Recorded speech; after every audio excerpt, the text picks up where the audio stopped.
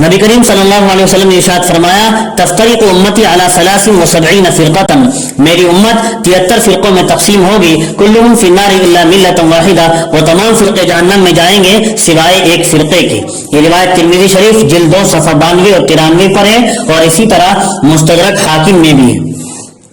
پھر ترمذی شریف میں آگے چل کر ایک اور روایت میں اس فرقہ ناجیہ کے متعلق آپ صلی اللہ علیہ وسلم نے بیان فرمایا ما انا علیہ واصحابی، کہ وہ فرقہ وہ ہوگا جس طریقے پر میں اور میرے صحابہ ہیں اس طریقے پر وہ فرقہ ناجیہ ہوگا۔ اس فرقہ ناجیہ کو اہل السنت والجماعت کہا جاتا ہے۔ اہل السنت والجماعت کا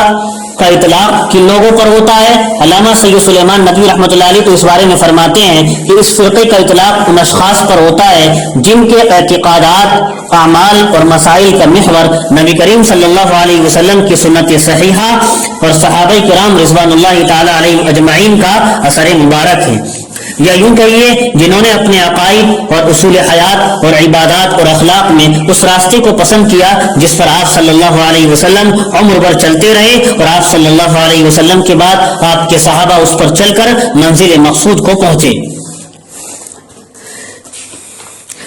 اور عبداللہ ابن عمر رضی اللہ تعالی عنہما کی روایت ہے کہ آپ صلی اللہ علیہ وسلم نے ارشاد فرمایا اللہ تعالیٰ اس امت کو کبھی گمراہی پر جمع نہیں کرے گا، لا يجمع هذه الامة على ضلالة ابدا۔ یہ روایت بھی مستدرک حاکم میں جلد 1 صفحہ 200 پر۔ وید اللہ علی الجماعہ، اور آگے فرمایا اللہ تعالیٰ کی مدد تو جماعت پر ہوتی ہے۔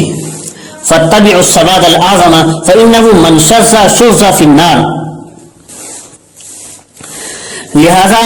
تم امت کے سواد اعظم کا یعنی بڑی جماعت کا اتباع کرو، اور جو اس سے الگ رہے گا الگ کر کے ہی جہنم میں ڈال دیا جائے گا۔ اور انس بن مالک رضی اللہ تعالیٰ عنہ کی روایت ہے کہ میں نے اللہ کے رسول صلی اللہ علیہ وسلم کو فرماتے ہوئے سنا، یہ روایت ابن ماجہ میں صفحہ 283 پر ہے، ان امتی لا تجتمع علی الضلالہ، کہ میری امت گمراہی پر جمع نہیں ہوگی۔ حضور نے ارشاد فرمایا میری امت گمراہی پر جمع نہیں ہوگی۔ فَإِذَا رَأَيْتُمْ اخْتِلَافًا فَعَلَيْكُمْ بِالسَّوَادِ الْأَعْظَمِ، پس جب تم اختلاف دیکھو امت میں تو اپنے آپ کو سواد اعظم کے ساتھ لازم کر لو، بڑی جماعت کے ساتھ چپک جاؤ اور بڑی جماعت کے ساتھ چلتے رہو۔ فرقہ ناجیہ کے بارے میں حضرت شاہ ولی اللہ محدث دہلوی حجت اللہ البالغہ جلد 1 صفحہ 170 پر لکھتے ہیں، میں کہتا ہوں کہ نجات حاصل کرنے والا فرقہ وہی ہے جو عقیدہ اور عمل دونوں میں اس چیز کو لیتا ہے جو کتاب اور سنت سے ظاہر ہو، جو قرآن اور حدیث سے ظاہر ہو، اور جمہور صحابہ کرام اور تابعین کا اس پر عمل ہو۔ اور اسی حجت اللہ البالغہ جلد 1 صفحہ 170 پر ہی آگے لکھتے ہیں غیر ناجیہ کے بارے میں، اور غیر ناجی فرقہ وہ ہے جس نے سلف یعنی صحابہ اور تابعین کے عقیدے اور ان کے عمل کے خلاف کوئی عقیدہ اور عمل اپنا لیا ہو۔ اسی طرح شرح العقائد النصفیہ میں فرقہ ناجیہ وہ ہے جو عقائد اور احکام میں حضرات صحابہ رضی اللہ تعالی عنہم کے مسلک پر ہوں اور قرآن کے ساتھ سنت نبویہ کو بھی صحیح مانتے ہوں اور اس پر عمل کرتے ہوں۔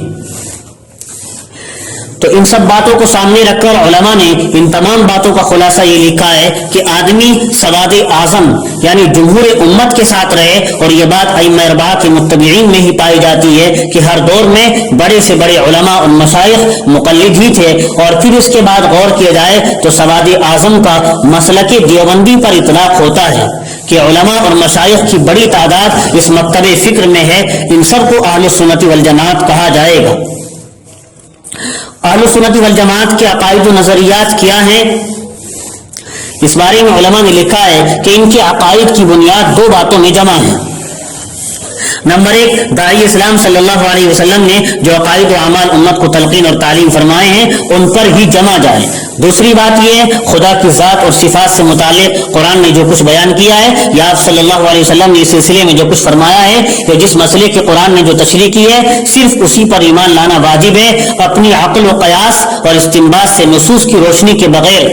اس کی تشریح اور تفسیر کرنا یہ صحیح نہیں ہے۔ ممکن ہے کہ تو گمراہی کا سبب بن جائے اگر ہم نصوص کی روشنی کے بغیر قرآن کی اپنی عقل و قیاس سے کوئی تشریح و تفسیر کریں گے، یہ گمراہی کا سبب بن جائے گا۔ نیز یہ بات یاد رہے، اہل سنتی والجماعت کے عقائد کا